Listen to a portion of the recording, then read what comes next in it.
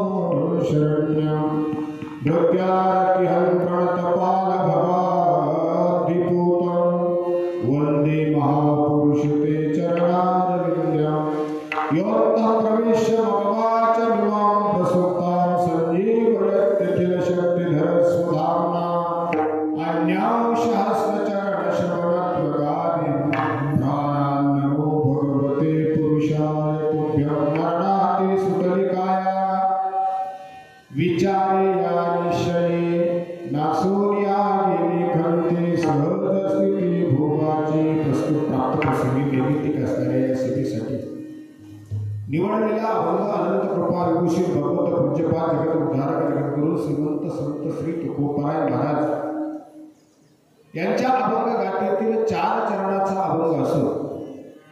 अभंग अतिशय सुंदर आहे.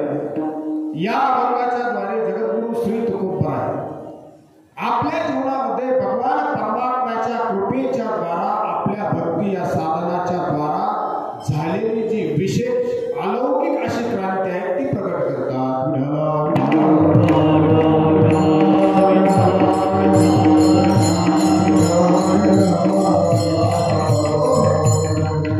आजची ही असणारी हरिकीर्तनाची सेवा केवळ निमित्ताने आपण सर्व उपस्थित मंडळी, पाहुणे मंडळी, ग्रामस्थ मंडळी, आमचे सर्व गुरुजन, वारकरी, वैष्णव वृंद, टाळकरी मंडळी, महाराज मंडळ सगळ्यांच्या भव्य उपस्थितीमध्ये या ठिकाणी आपण ज्या निमित्ताने एकत्र आलेलो आहोत ते निमित्त आपल्या सर्वांना शुद्धच आहे.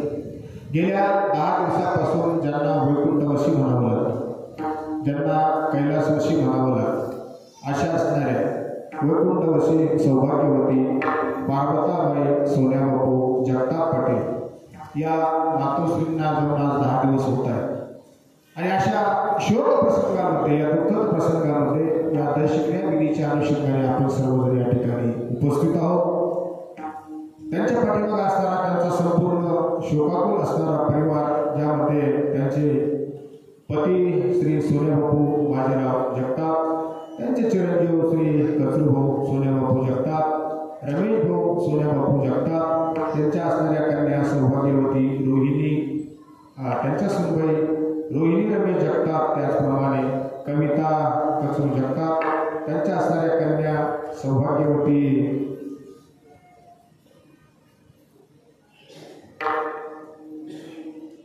संगीता नंदकुमार वाघ व त्याचप्रमाणे दुसऱ्या असणाऱ्या त्यांच्या कन्या मंगलबाई नामदेव महाराते, हा संपूर्ण त्यांचा जगताप परिवार या 4ही मुलांना आपल्या जीवनातलं मातृछत्र हरपल्याचं झालेलं दुःख आहे. आपल्या सर्वांना विदितच आहे. अचानकपणे त्याचं झालेलं देहावसान गेल्या 10 दिवसांपूर्वी अल्पशा आजाराने त्या या ठिकाणावरून भगवत स्वरूपाला निघून गेले. तेव्हा अशा शोक प्रसंगाच्या वेळेला दशक्रिया विधीच्या निमित्ताने आपण सर्वजण उपस्थित आहोत. उपस्थित सर्व ग्रामस्थ मंडळी, आलेली सर्व पाहुणे मंडळी, आप्तेष्ट नातेवाईक मंडळी, त्याचप्रमाणे आमचे सर्व वारकरी वैष्णव वृंद, ज्यामध्ये आमचे विनेकरी बाबा आहेत, आमचे दुसरे भाऊ आहेत, आदरणीय आमचे बाबा आहेत, आदरणीय आमचे बाळासाहेब महाराज वाघ आहेत, त्याचप्रमाणे आमचे काकासाहेब नाना आलेगावकर तेही आहेत, आदरणीय पदकाचार्य वैभव महाराज आहेत, आदरणीय आमचे पीटी मास्तर, त्याचप्रमाणे या बाजूने आमचे उभे असलेले सर्व टाळकरी वारकरी वैष्णव वृंद, आदरणीय आमचे बापू आहेत, त्याचप्रमाणे आदरणीय हरिभक्तीपरायण साईनाथ महाराज आहेत, आदरणीय हरिभक्तीपरायण बोरक महाराज, गायकवाड बाबुगावकर महाराज आहेत, आदरणीय हरिभक्तीपरायण शिवाजी महाराज आहेत. आपल्या या संपूर्ण कार्यक्रमाचं प्रक्षेपण यूट्यूबच्या द्वारा ज्यांच्या माध्यमातून प्रसारित केले जात आहे ते आमचे आदरणीय अनिल तात्या नमाळे, आदरणीय अनिल तात्या या ठिकाणी उपस्थित आहेत. अनिल तात्याचा उपक्रम असतो की बरेचसे कार्यक्रम गावातले, परिसरातले हे सामान्य माणसापर्यंत पोहोचले पाहिजे, म्हणून त्या उद्देशाने ते या ठिकाणी उपस्थित असतात. अतिशय चांगला त्यांचा हेतू आहे. समोर उपस्थित असणारे सर्व तुम्ही श्रोते सज्जन, मायबाप, ज्येष्ठ श्रेष्ठ मंडळी, ज्यांची या ठिकाणी ही सुंदर साऊंड सिस्टमची व्यवस्था आहे, ते आदरणीय आमचे राजेंद्र भाऊ, त्याचप्रमाणे आमचे अशोक भाऊ कुभांडे यांचं सुंदर या ठिकाणी नियोजन आणि आपल्या सगळ्यांच्या उपस्थितीमध्ये या ठिकाणी एक अर्धा पाऊण तास आपल्याला तुकोबारायांच्या अभंगाचं चिंतन बघायचं आहे. विठ्ठल विठ्ठल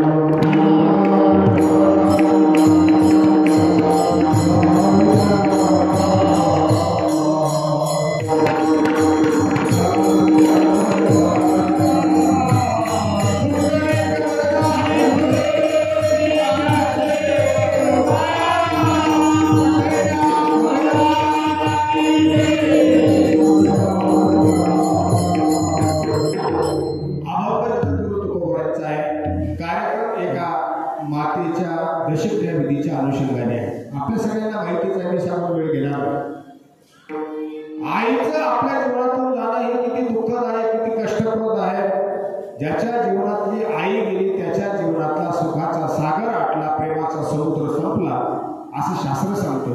आणि म्हणूनच आमच्या शास्त्राने वेदाने असं म्हटलेलं आहे की त्वमेव माता च पिता त्वमेव त्वमेव मनुष्य सखा त्वमेव त्वमेव विद्या द्रविणं त्वमेव त्वमेव सर्वं मम. याच्यापेक्षा अजून पुढे सांगू, मातृदेवो भव पितृदेवो भव. पहिलं नाव घेत असताना मातेचं नाव वेदाने घेतलेलं आहे. आणि असं पूज्य दैवत जीवनामध्ये आहे ते म्हणजे आईच आहे. या विषयावर फार बोलून आणि फार व्याख्यान करून काही उपयोग नाही मला. आई आणि वडील हा विषय लोकांसमोर उभं राहून प्रतिपादित करण्याचा नाही, हा विषय महत्वाचा म्हणजे सेवेचा आहे.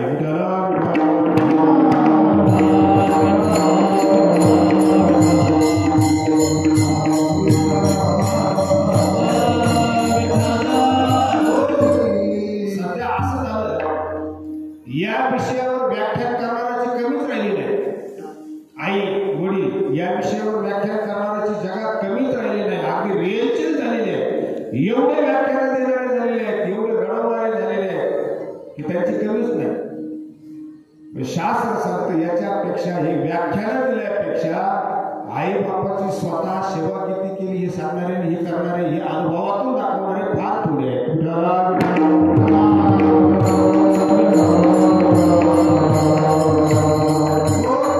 असं असणारं मातृदैवत या जगताप परिवाराच्या जीवनातलं निघून गेलं. अत्यंत मायाळू असा त्यांचा स्वभाव होता, अत्यंत मितभाषिक, सुंदर असं बोलणं, सुंदर राहणं, सुंदर जीवन ज्या जगल्या. आणि अजून परिवाराला गरज होती. वयाच्या खूप म्हणजे जवळजवळ मला वाटतं 60-62च्या आसपास त्यांचं वय असेल, याच्यापेक्षा जास्त काही नसेल. आणि एवढ्याच कालावधीमध्ये यांचं देहावसान झालं, अचानकपणे झालं. आता ही माता किती चांगली होती सांगितल्यापेक्षा असं आहे, मला ज्ञानोबांची ज्ञानेश्वरीमध्ये एक उभी आहे, अतिशय सुंदर उभी. त्यांच्या पाठीमागचा परिवार पाहिल्यानंतर आमच्या रमेश भाऊ, आमचे कचरू ही सगळी पाहिल्यानंतर असं लक्षात येतं, कारण ते पुढे आमच्या परिसरात असल्यामुळे नेहमीचा संपर्क आमच्या शिवाजी महाराजांना केलं होते ना, म्हणून बऱ्याच वेळेस त्यांच्या तिकडे जाणं व्हायचं. ही मुलं एवढी चांगली आहेत याचा अर्थ असा होतो, ज्ञानोबा म्हणतात, उदाहरण दिलं ज्ञानोबांनी, जर हाडाचा शेतकरी असेल, कष्टकरी शेतकरी असेल आणि हिवाळ्याच्या दिवसामध्ये सुंदर ज्वारी पेरलेल्या शेतातून जर तो शेतकरी जात असेल, पूर्वीचा काळ शेतातून अशा पाऊल वाटा असायच्या, आणि त्या ज्वारीच्या शेतातून एखादा जर हाडाचा शेतकरी चालला आणि त्याने सुंदर उतरलेले पिळदार ज्वारीचे असे मोठाले झालेले कोंब जर पाहिले तर तो शेतकरी वर्णन करायचा. कशाचं वर्णन करायचं? ज्वारीचं आहे ना, ज्वारीचं वर्णन करायचं शेतकरी. तो ज्वारीचं वर्णन करत नव्हता. आता जे ज्वारीचं म्हणत असतील ते नक्कीच हाडाचे शेतकरी असतील. ज्ञानोबा अतिशय सुंदर सांगतात, भूमीचे मार्ग सांगे कुंभाची लवलव, तैसे आचार गौरव स्वकुळीनाचे. खूप ज्ञानोबांची गोड भाषा आहे. ज्ञानोबा म्हणतात त्या ज्वारीचे खूप एवढे सुंदर आहे, एवढे लुसलुशीत आहे, एवढे चांगले आहे. याचा अर्थ त्या कोंबाचं वर्णन ज्ञानोबांनी केलेलं नाही, त्या भूमीचं वर्णन ज्ञानोबांनी केलेलं आहे. ते म्हणतात सांगे भूमीचे मार्ग, त्या भूमीचा कसदारपणा, त्या भूमीची क्वालिटी, त्या भूमीचा काय प्रभाव आहे हा कशातून कळतो? ज्ञानोबा म्हणतात त्या कोंबातून कळतो. तर त्याचप्रमाणे या मातोश्री किती चांगल्या होत्या, किती चांगल्या होते हे जास्तीचं बोलण्यापेक्षा त्यांच्या परिवारावरून हे सगळं आपल्या लक्षात येतं. अशा असणाऱ्या मातोश्री वैकुंठवासी पार्वताबाई यांना जाऊन आज 10 दिवस पूर्ण होत आहेत. त्यांच्या दशक्रिया विधीच्या अनुषंगाने या ठिकाणी आपण सर्वजण उपस्थित आहोत. तुकोबारांचा अतिशय सुंदर अभंग मी आपल्या समोर चिंतनासाठी ठेवलेला आहे. या अभंगाच्या द्वारे जगद्गुरु तुकोबाराय आपल्या जीवनामध्ये भक्तीच्या द्वारा झालेली जी अलौकिक क्रांती आहे ती क्रांती प्रतिपादित करतात.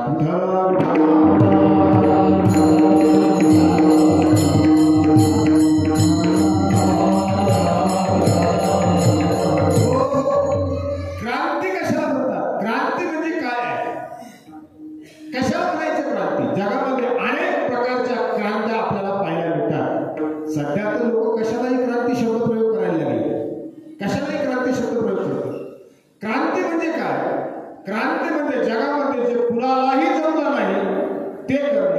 म्हणजे क्रांती आहे. पण एवढ्यावर सुद्धा क्रांती या शब्दाची पूर्ती होत नाही. जे कुणालाही जमलं नाही ते करणं म्हणजे क्रांती असं नाही. याच्यापेक्षा पुढे जाऊन सांगावं लागेल, जे कुणालाही जमलं नाही ते करणं म्हणजे क्रांती, आणि केलेलं सगळ्याच्या उपयोगाचं असलं ते म्हणजे क्रांती. विठ्ठला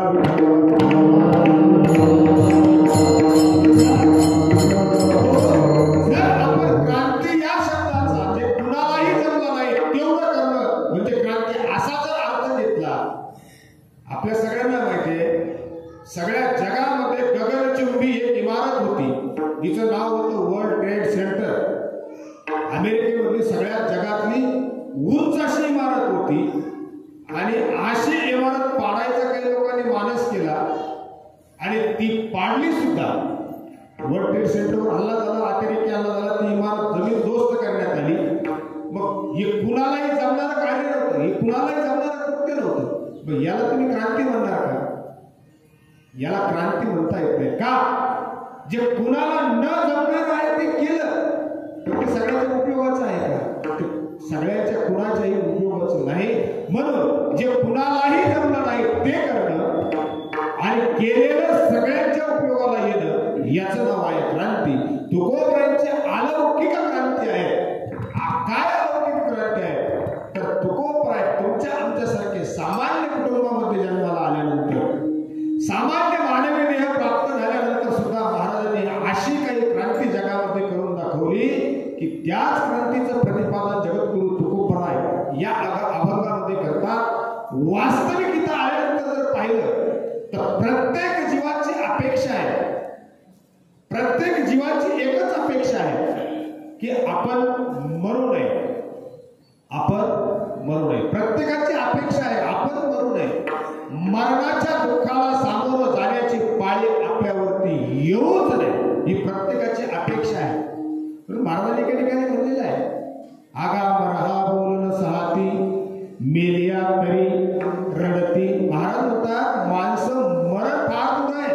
एखाद्याला मर या शब्दाचा जरी प्रयोग केला ना तरी सुद्धा त्याला तो सहन होत नाही. याच्याही पुढं अजून एक ज्ञानोबरांची अतिशय सुंदर उभी आहे. ज्ञानोबराय बोलतात की जगामध्ये मानवाला कशाची इच्छा आहे? जगत स्प्रेहे आस्पद एक सार्वभौम न मरणे निर्विवाद जगा पडी. काय आवडतं प्रत्येकाला? माऊली ज्ञानोबराय बोलतात प्रत्येकाला जीवनामध्ये काय आवडतं? माऊलीने पहिला शब्द सांगितला, प्रत्येकाला सार्वभौमत्व आवडतं. सार्वभौमत्व म्हणजे सगळ्यात श्रेष्ठ, सगळ्यात मोठा आपण असलो पाहिजे. क्षेत्र कुठलंही असो, प्रत्येकामध्ये आपण वरचढ असलं पाहिजे, मोठं असलं पाहिजे. आणि मग मोठं असण्यासाठी माणसं काय काय प्रयत्न करतात ते आपल्या सगळ्यांना माहितीच आहे.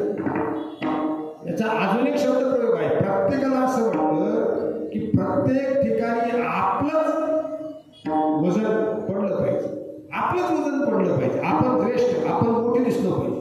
हे एक आवडतं. आणि दुसरं काय आवडतं? ज्ञानोबराय म्हणतात दुसरं जगाला हे आवडतं, न मरणे निर्विवाद जगापुढे. आपण मरू नये, मरणाच्या लाटेमध्ये आपण जाऊ नये हे प्रत्येकाला आवडतं. पण इथं आल्यानंतर प्रत्येकाला मरावंच लागतं हे मात्र त्रिकाला बाधित सत्य आहे. शास्त्र संत सांगतात की इथं आलेल्या व्यक्तीला एक ना एक दिवस देह सोडून जावंच लागतं. यामध्ये कसल्याही प्रकारची शंका नाही. कितीही प्रयत्न केले, काही जरी केलं तरी जगद्गुरु तुकोबराय आदी करून संत महापुरुष सांगतात, मग तेथे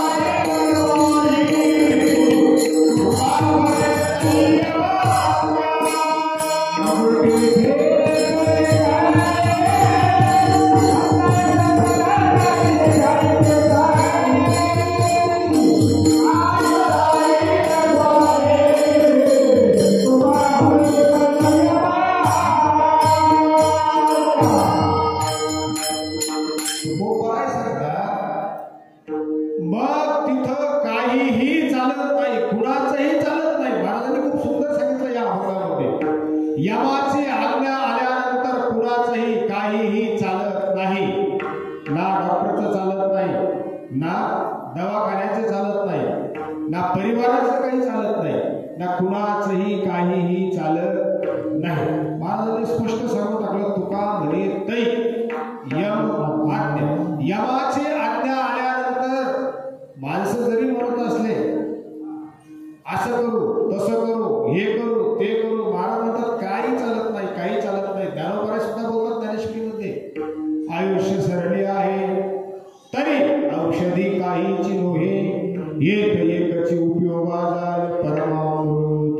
ज्ञानोबा म्हणतात किती जरी उपचार करण्याचा प्रयत्न केला, किती जरी औषधं आणली, कुठूनही आणली, कितीही ब्रँडेड आणली, आयुष्य जर संपलं असेल तर औषध काही करत नाही. आयुष्य सरले आहे तरी औषधी काहीची.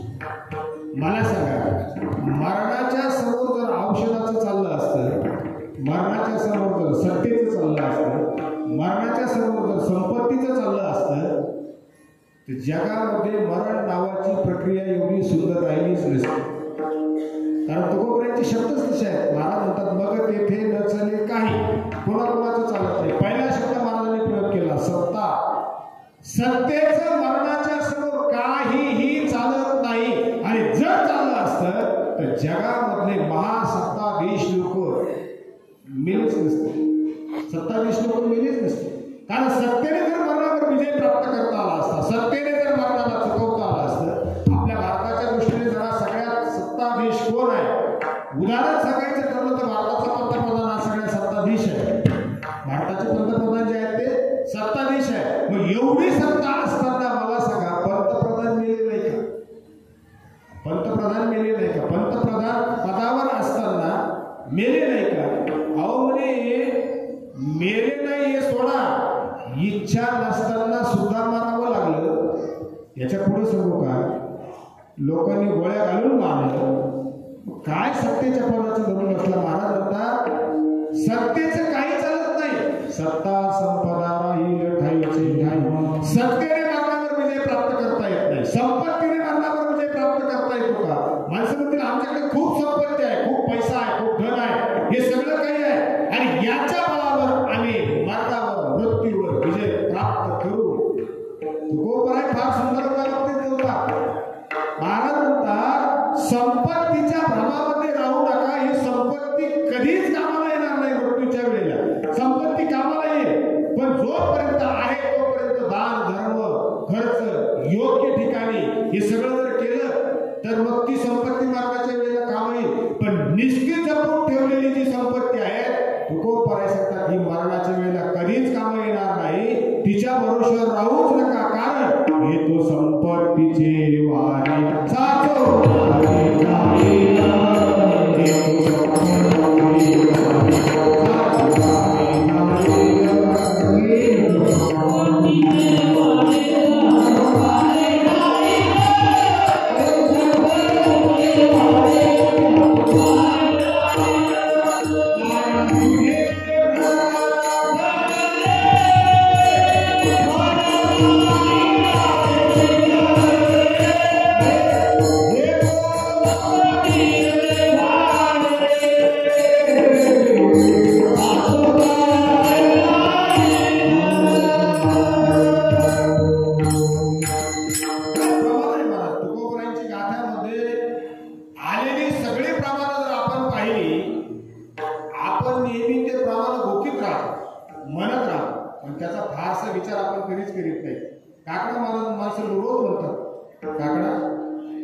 वारकरी मंडळी नित्यनेमाने काकडा म्हणतात. आपण सुद्धा त्या कार्तिक श्रावणामध्ये गावामध्ये 2-2, 3-3 ठिकाणी काय तो काकडा ऐकत असतो. महाराजांचे अभंग आहे. महाराज म्हणतात एक माया विघ्ने भ्रमला घरी, म्हणता मी माझे घरे, घर माझं आहे, मी घराचं आहे, पत्नी माझी आहे, मी मुलांचं आहे, मी आणि माझं, हे सगळं महाराजांनी सांगितलं.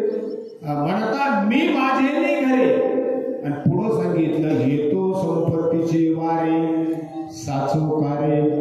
आता या अभंगामध्ये वार हा विशेषण रूपी शब्द आहे. संपत्तीचे वारे साचो कारे जाईल. वार हे विशेषण दिलेलं आहे संपत्तीला. म्हणजे वार विशेषण का दिलं तर याचा अर्थ महाराज सांगतात, मला सांगा वार तिकडून आलं आणि आल्यानंतर कीर्तन होईपर्यंत कमीत कमी इथंच थांबलो. काय मस्त वार देवाचं वारं नाही, हे हवा वार हे आलं आणि आल्यानंतर ते म्हटलं आता कमीत कमी कीर्तन होईपर्यंत इथंच थांबो, कीर्तन ऐकून मग जाऊ. त्याला वारं म्हणता येईल का? वारं ते आहे जसं येतं तसं जातं, जसं येतं तसं जातं. महाराजांची संपत्ती अशीच आहे, जशी येते तशी जाते. हिच्या भरोशावर काही बसू नका. म्हणून येतो संपत्तीचे वारे साचोकारे जाईल. म्हणून सत्तेचं काही चालत नाही, संपत्तीचं काही चालत नाही. तिसरा प्रकार महाराजांनी सांगितला ज्ञान बुद्धी याचा सुद्धा मृत्यूच्या समोर काहीही चालत नाही. आणि जर चाललं असतं बुद्धीने आणि ज्ञानाने फार झालं ना तर मरेपर्यंत व्यवस्थित कसं जगता येईल, मरणापर्यंत होणाऱ्या वेदना याचा त्रास कसा कमी करता येईल एवढं माणूस करू शकतो बुद्धीच्या ज्ञानाच्या जोरावर. पण मरणावर विजय ज्ञानाने सुद्धा बुद्धीने सुद्धा मिळवता येत नाही. जर मिळवता आला असता, पाठीमागे पुण्याला घडलेली घटना आहे, पेपरला ती घटना आली होती, बातमी आली होती. डॉक्टर नीतू मांडके नावाचे हृदयरोग तज्ञ म्हणजे एवढे निष्णात डॉक्टर होते की ज्यांनी हजारो लोकांच्या बायपास शस्त्रक्रिया करून प्राणदान दिलेले.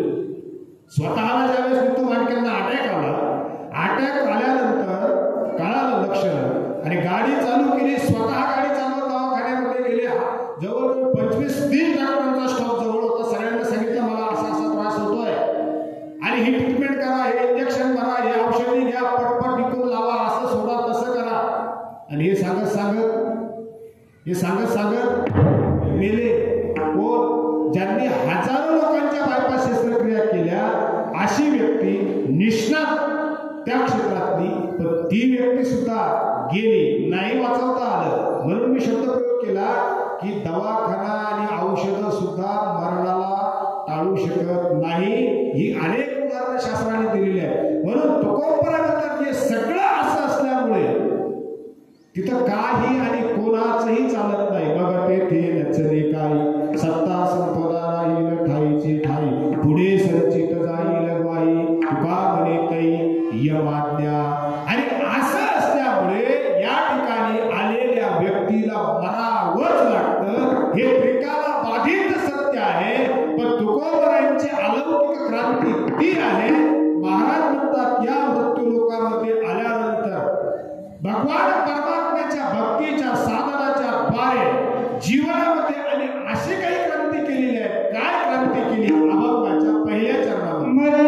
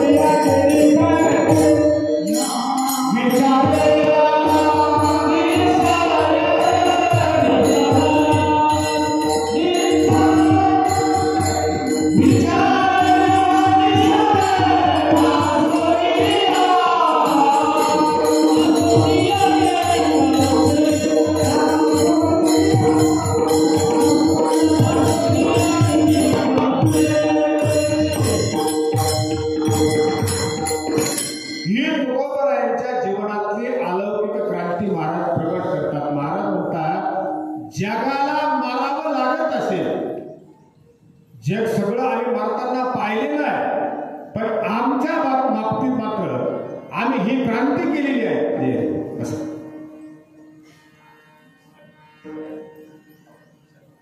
आमच्या बाबतीमध्ये आम्ही जीवनामध्ये ही क्रांती केलेली आहे. काय क्रांती आहे? महाराज म्हणतात आम्ही आमची काया मरणाच्या हातून सोडवलेली आहे.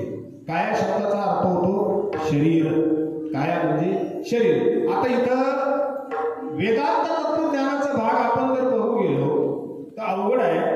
वेदांतामध्ये असं सांगितलं मरण देहाला असतं का मरण जीवाला असतं?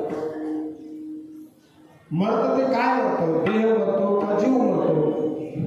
वेदांताच्या तत्वज्ञानामध्ये सांगत असताना सांगितलं जीवन देखे मरण धरी नवी सांडी जिर संचित प्रमाण भोग शुभ अशुभासी. महाराज सांगतात जीवाला मरण नाही. नैनं छंदन्ति शस्त्राणि नैनं दहति पावकः न चैनन्ते द्यन्त्यापो न शोषयति मारुतः. जीव मरतच नाही. जीवाला मरणच नाही. जीवन न देखे मरण. याच्या पुढे श्रीमद भगवद्गीतेमध्ये भगवान परमात्मा सांगतात वासांशी जीर्णानि यथा विहाय नवानि गृह्णाति नवोपराणि तथा शरीरानि विहाय जीर्णा अन्यानि संयाति नवानि देहि. जीवाला मरण नाही. जीव मरत नाही. मरत ते काय? म्हणजे मरत ते शरीर. शरीर मरणार आहे. आणि तुकोपरा या ठिकाणी काय म्हणतात? तुकोपरा म्हणतात आमचं शरीर मात्र मेलं. शरीर मरणाच्या ताब्यात जाऊ दिलं नाही. मरणाच्या हातातून आम्ही काय केलं? शरीराला सोडवलं. मला सांगा ही क्रांती आहे की नाही? विठ्ठल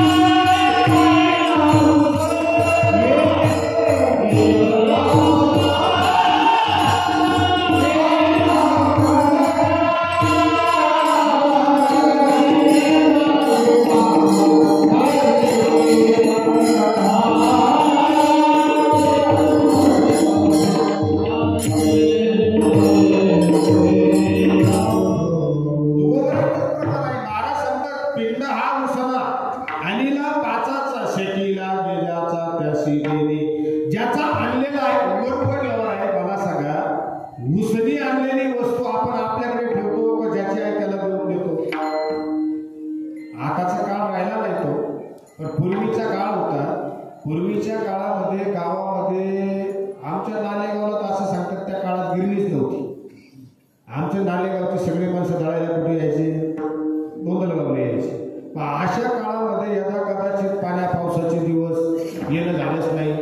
आलंच नाही. मग आमच्या माता मावल्या उसळवारी करायची.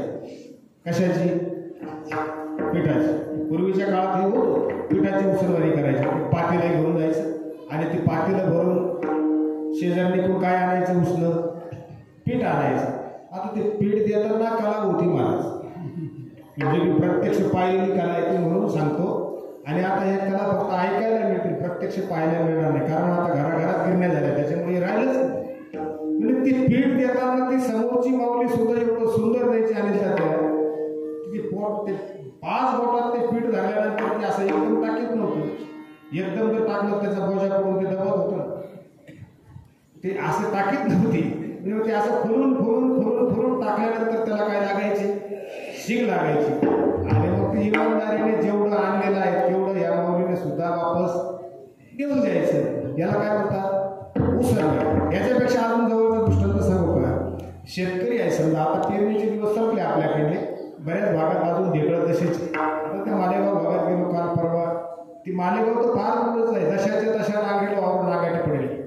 आपली टुणकी लोणी फार दूर नाही आपल्याजवळ, तिथं सुद्धा अजून पावसाचा शितोडा सुद्धा नाही, जसेच्या तसे ढेकळं.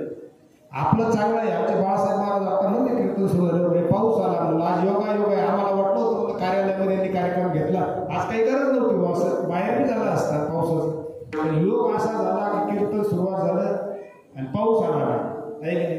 मला वाटलं बरं चालेल म्हणलं आता कीर्तन चालू आहे तोपर्यंत, पण काही होत नाही, थोडंफार आला की त्या माऊलीचं पुण्य आहे महाराज. ज्या माऊलीच्या निमित्ताने हा कार्यक्रम आहे त्या माऊलीचं पुण्य आहे. का दशक्रिया गेला तो हाजरी लावून गेला. असो, आपला विषय होता उसळवारीचा. पेरणीच्या दिवसामध्ये पेरणी करत असताना जुना काळ होता, एखाद्या शेतकऱ्याची जर पापड चालू असली तिफण आणि तिफणीचा जर फण मोडला, पेरायचा रान थोडं राहिलं 1-2 पाटी, तर तो शेतकरी काय करायचा? अरे शेजारच्याची पेरणी आटोपलेली आहे, मग त्याने जायचं, त्याला सांगायचं माप दोघाचं एक आहे, बाबा मला थोडी 2-3 मोडून रान पेरण्यासाठी बाबा उसनी दे. तो उसनी घेऊन यायचा, आल्यानंतर आपली पेरणी करून घ्यायचा आणि पेरणी केल्यानंतर ती टिफन त्याच्याजवळच ठेवायचा का? त्याच्याजवळ ठेवून नव्हता, पुन्हा ज्याची आहे त्याला नेऊन द्यायचा. मग तसंच आहे, ही टिफन आपण जी आणली ना, ही शुभ अशुभ कर्माची पेरणी करण्यासाठी आणली आणि ही टिफन आपलं काम झाल्यानंतर ज्याची आहे त्याला नेऊन द्यायची आहे. म्हणून तुकोबराय सांगतात, शेकी लागे ज्याचे त्याशी देणे, ज्याचं आहे त्याला द्यायचं आहे. उदाहरण असं आहे, म्हणजे हे शरीर इथं सोडावंच लागतं. पण तुकोबरायांची क्रांती ही आहे, महाराज म्हणतात आम्ही मरणाच्या हातातून हे शरीर सोडवलं. ही काय मरणाच्या हातातून सोडवली? महाराज कसं शक्य आहे या मोठ्या लोकांमध्ये मरणाच्या हातातून शरीर सोडवणं शक्य आहे का? ही सोपी गोष्ट आहे का? महाराज म्हणतात भक्तीच्या साधनेच्या द्वारा ही जी काया आहे ना, ही काया, हे जे शरीर आहे ना, हे शरीर आम्ही शरीर ठेवलंच नाही, मग शरीर झालं काय? आणि मग गोविंद ते काया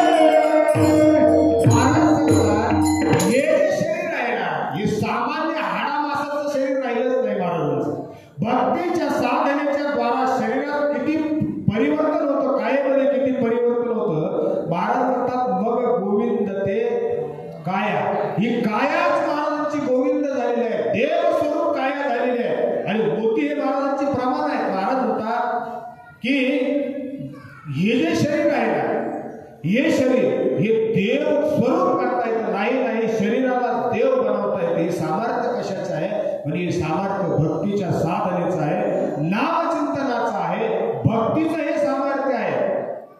म्हणून महाराज म्हणतात ही कायाच गोविंद स्वरूप आमची झालेली आहे. मग ज्याची काया, ज्याचं शरीर गोविंद रूप झालेलं आहे, गोविंदाला मरण आहे का? गोविंदाला मरण नाही. देवाला कुठं मरण आहे का? म्हणजे देवाला मरणच नाही. तो आज आहे, नित्य आहे, शाश्वत आहे, त्रिकाला बाधित आहे.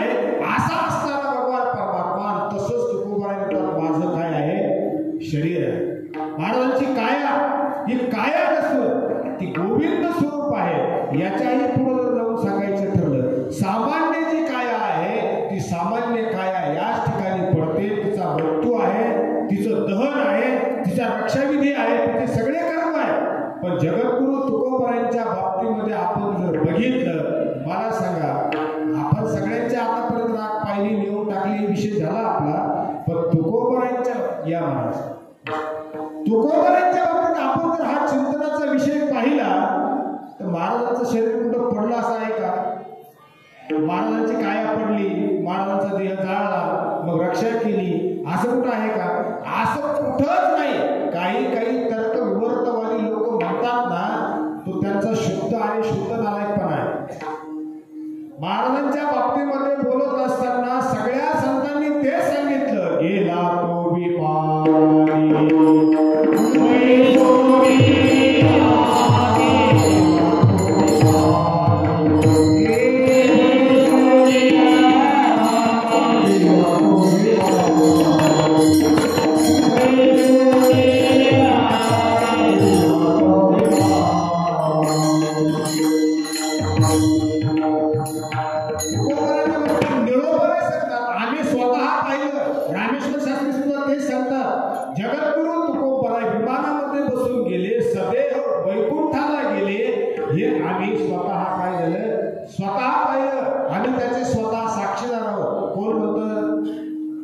जे तुकोबारायांचे मित्र होते ते म्हणतात का, अहो जे एका काळामध्ये कट्टर जगद्गुरु तुकोबारायांसोबत शत्रुत्व करणारे, तुकोबारायांचे शत्रू वाचणारे आणि अशा असणारे दशग्रंथी विद्वान ब्राह्मण रामेश्वर शास्त्री आहे. आणि रामेश्वर शास्त्री म्हणतात, म्हणे रामेश्वर सकाळापासून गेला तो विमानी बैसोनिया. स्वतः रामेश्वर शास्त्री सांगतात, ते विमानामध्ये बसून सदैव वैकुंठाला भगवान परमात्म्याच्या निघून गेले. इथं तुकोबारायांचं शरीर पडलं नाही आणि काहीही झालं नाही, महाराज वैकुंठ धामाला प्राप्त झाले. मग मला सांगा, तुकोबारायांनी काया मरणाच्या हातून सोडवली की नाही? मरणाहाती सुतली काया. महाराजांची काया मरण हातातून सोडवली महाराजांनी आणि सदैव महाराज कायेला सोबत घेऊन वैकुंठाला गेले. तुमच्या आमच्यासारखे इथे टाकून नाही गेले. सदैव मुक्ती, सदैव मुक्ती आहे महाराजांची. वैकुंठाला महाराज गेलेले आहे. एवढंच नाही, तुकोबारायांच्या बाबतीत बोलत असताना तुकोबारायांचा जो देह आहे, तुकोबारायांचं जे शरीर आहे, ते जगद्गुरु तुकोबारायांच्या बाबतीत बोलत असताना रामेश्वर भट्ट सुद्धा सांगतात. कारण तुका विष्णू नाही म्हणे रामेश्वर भट्ट तुझा, तुका विष्णू नाही तुझा. एवढंच नाही, अजून एक प्रमाण आपण सगळे म्हणतो. काय प्रमाण म्हणतो? आरतीतलंच प्रमाण आहे बघा ते. सच्चिदानंद मूर्ती पाय दाखविला आरती सच्चिद आणि आनंद स्वरूप असणारी मूर्ती. आता मला सांगा, सच्चिद आणि आनंद हे तीन शब्द एकत्र केले. तुकोबारायांचं शरीर म्हणजे सच्चिदानंदाची साक्षात मूर्ती आहे असं रामेश्वर भट्टांनी सांगितलं, निळोबारायांनी सांगितलं. आता सच्चिद आनंद. आता तुम्ही मला एक सांगा, असा प्रश्न आहे, आपण सगळ्यांनी मूर्ती पाहिलेली आहे. मूर्ती पाहिली की नाही? मूर्ती कशा कशाच्या असतात? शायद श्रीमद भागवतामध्ये बऱ्याच सांगितल्या, लोह चष्य पाश्य मृतमयी मृण्मयी मृत्तिकामयी अशा वेगवेगळ्या प्रकारच्या मूर्ती सांगितल्या. पण आपण सामान्यतः काही मूर्ती पाहिलेल्या आहेत. एक पाहिली ती दगडाची, एक पाहिली मातीची, एक सोन्याची, एक चांदीची, एक सप्तधातूची, अशा काही मूर्ती आपण पाहिलेल्या आहेत. पण मला सांगा, सच्चिदानंदाची मूर्ती आपण कुठे पाहिली का? सच्चिद आनंद, सत्य म्हणजे ज्याला मरण नाही, ज्याला जन्म नाही, जे आनंद स्वरूप आहे आणि जे चिरकाल स्वरूप आहे, असं असणारं जे तत्व आहे, तुकोबारायांची मूर्ती त्याची मूर्ती म्हणून म्हटलेलं आहे, सच्चिदानंद मूर्ती पाय दाखवी आम्हाला. मग या सच्चिदानंदाची मूर्ती कशी आहे? आता मूर्ती बनवण्याची प्रक्रिया आहे. म्हणजे पंचधातूची मूर्ती जर असेल, ते धातू वितळून ती साच्यात टाकल्यानंतर त्याची मूर्ती तयार होते. मग महाराजांची मूर्ती अशी तयार केली का? सच्चिदानंद विरळवलं आणि मग ते साच्यात टाकलं आणि मग महाराजांची काय तयार झाली? मूर्ती तयार झाली.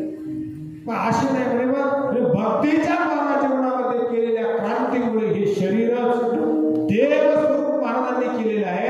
ही महाराजांच्या जीवनातली क्रांती आहे. आणि म्हणून जगद्गुरु तुकोबाराय सांगतात, मरणाते सुटली काया. मरण हातातून आम्ही काया सोडलेल्या आहेत.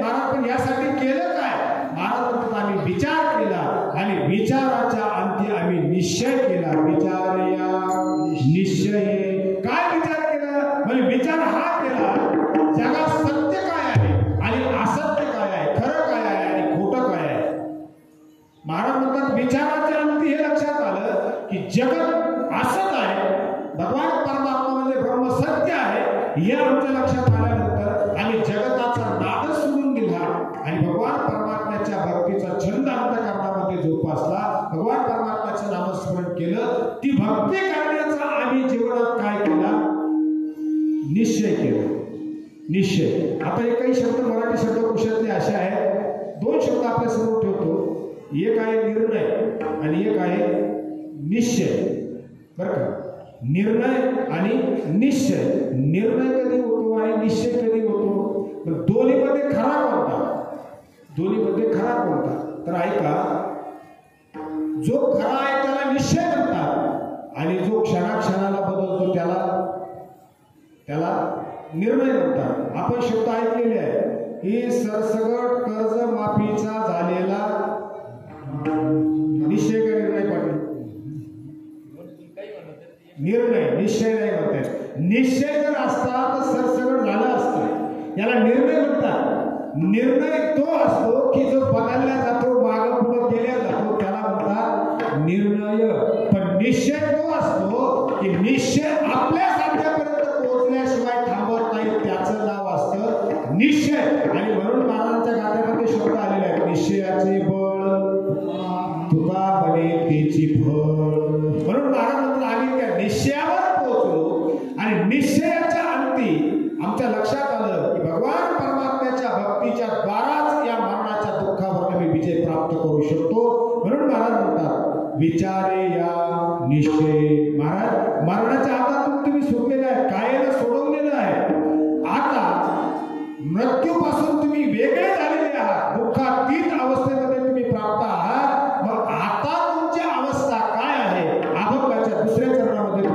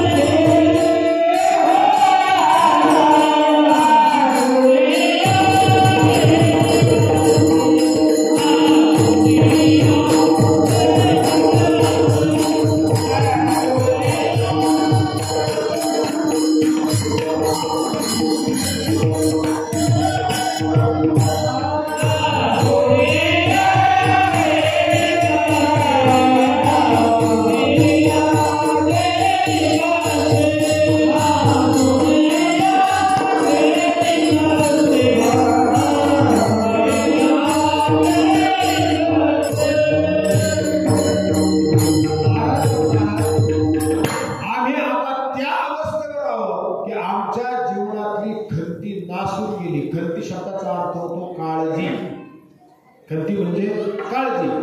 काळजी संपूर्णच गेली, जीवनात शिल्लकच राहिली नाही. काळजी कशाची असते? काळजी असते उद्धाराची. नासोनी गेली खंती, ती जीवनातली संपलेली आहे. कारण आम्ही भगवत स्वरूपाला प्राप्त झालेलो आहोत. मरणाच्या हातातून आम्ही काय सोडवलेली आहे आणि आता आम्ही ती जीवनातली काळजी संपवलेली आहे.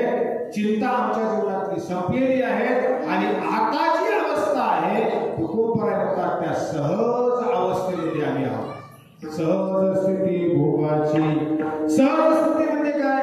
आता या सहज स्थितीवर जर बोलायला गेलं तर या सहज स्थितीची अवस्था खूप मोठी आहे. ही सांगायला आपल्याकडे वेळ नाही, थोडक्यात तुम्हाला निर्देश करून पुढे जातो. सहज स्थिती तिला म्हणतात की सहज स्थिती तिचं नाव आहे की ज्याच्या जीवनामध्ये कुठल्याही दुःखाचा आणि सुखाचा परिणामाचा संभव होत नाही, तिला म्हणतात सहज स्थिती.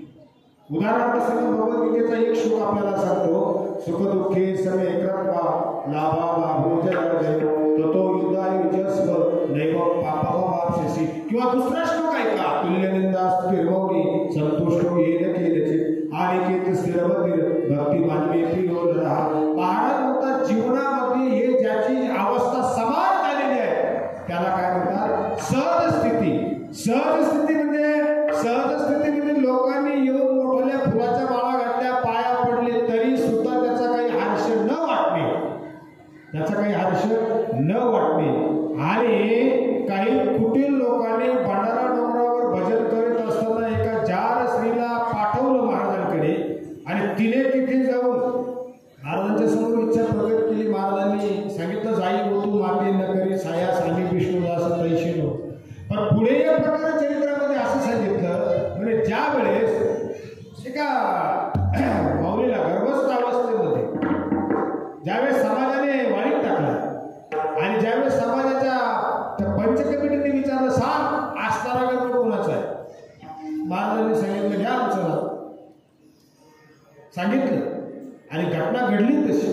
त्या लोकांनी काय केलं म्हणजे महाराजांना ज्या वेळेस त्या गाढवावर बसून दिंड काढली, तुकोबरांच्या घराच्या जवळून ज्यावेळेस महाराजांची ती दिंड चालली, तेवढ्यामध्ये जिजामाऊलीला कोणीतरी येऊन सांगितलं, जिजे जरा बाहेर जाऊन बघ काय चाललं. जिजामाऊली बाहेर आले आणि पाहिलं. तुकाराम महाराजांना जिजामाऊली म्हणता, हे काय आहे, काय आहे.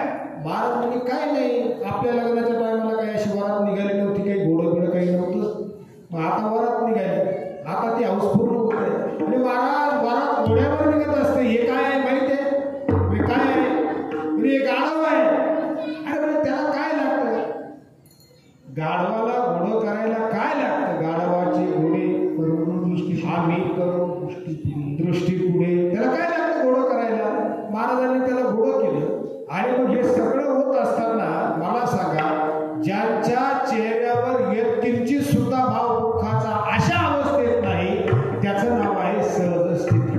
म्हणून जगद्गुरु तुकोबाराय म्हणतात, नासोनिया गेली खंती सहज स्थिती भोगाची. महाराज या अवस्थेवर तुम्ही आता आहात, पण जीवनामध्ये काही संकट आहे, काही दुःख आहे, काही क्लेश आहे, याचा तुम्हाला काही त्रास. ते म्हणतात, जे श्रम आहे, जे कष्ट आहे, जे दुःख आहे, त्याचा आम्हाला अजिबात त्रास होत नाही. अभंगाच्या तिसऱ्या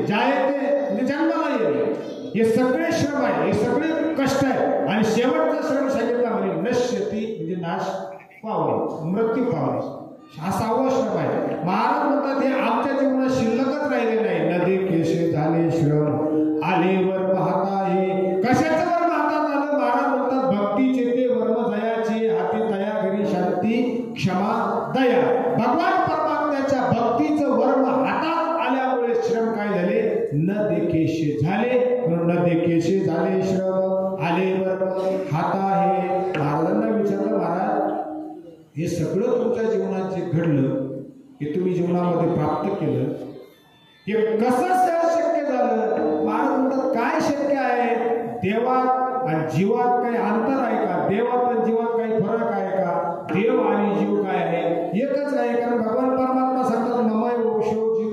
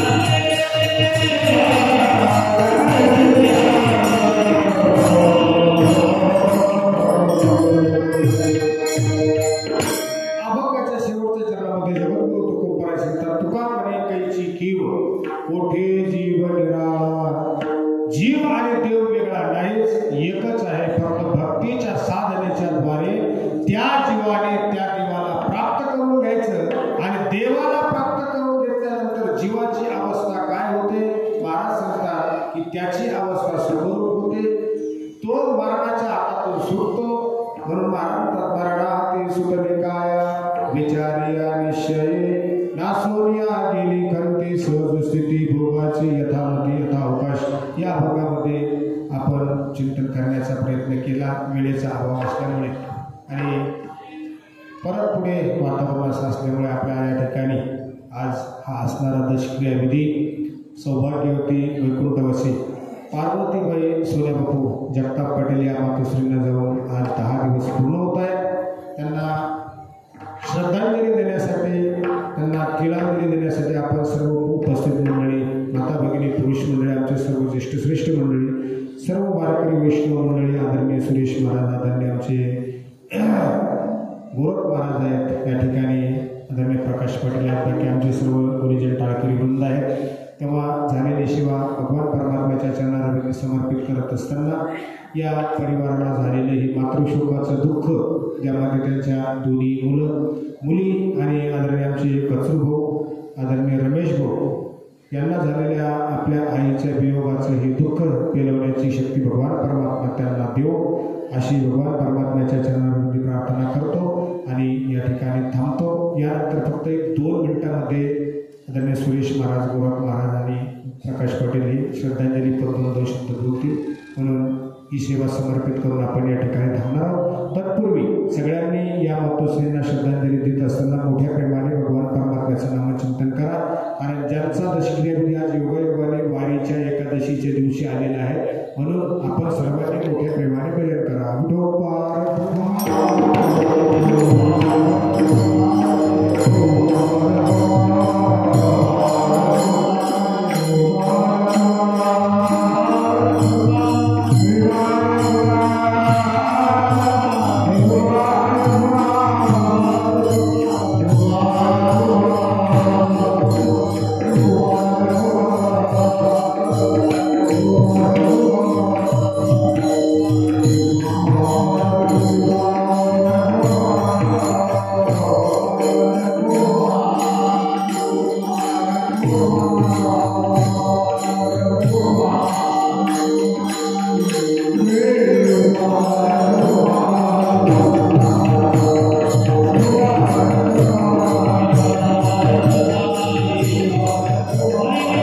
Yeah.